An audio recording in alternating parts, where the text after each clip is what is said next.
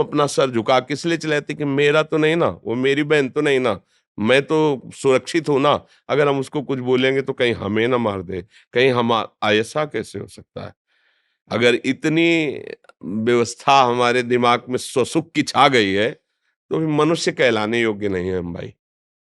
पशु कहलाने योग्य है, मनुष्य तो कहलाने योग्य नहीं है। एक बार अपने स्वरूप में आ जाओ, आप भगवान के अंश हो।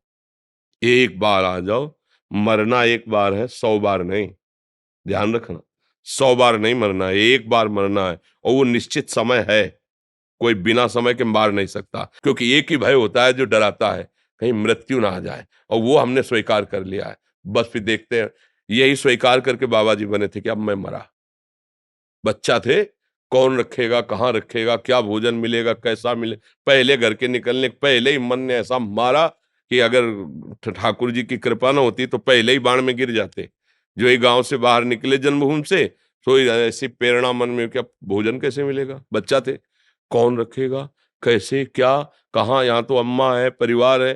तुरंत आया कि अब तो मरा। अब भगवान जैसे रखेंगे रखेंगे, भगवान के लिए मरेंगे।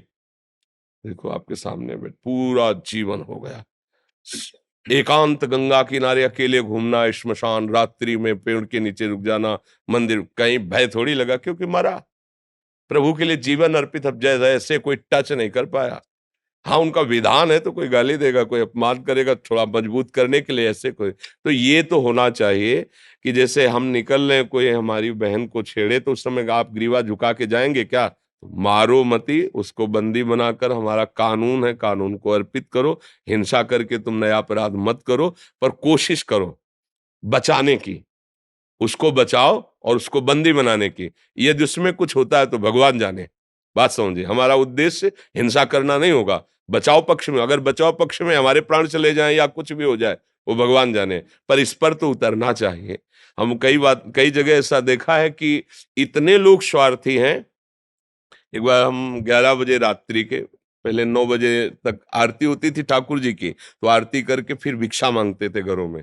तो जो मिल जाता फिर लेकर के एकांत पाते, आचमन करते, फिर यमुना किनारे कुछ देर बैठ, तो 11 बजे रात्रि के वापस होते थे। तो वापस हो रहे थे तो एक ट्रैक्टर की जो जोतने वाला होता है ना, हल, उसमें जो छेद होता है, जहां से वो कनेक्शन होता है, वहां एक नवीन बछिया गाय थी।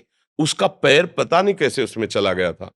जी हुई दृष्टि गई और कोशिश कर रहे, जो हम दौड़ गए, उसका पैर ऐसे पकड़ा। अगर ही इसने थोड़ा भी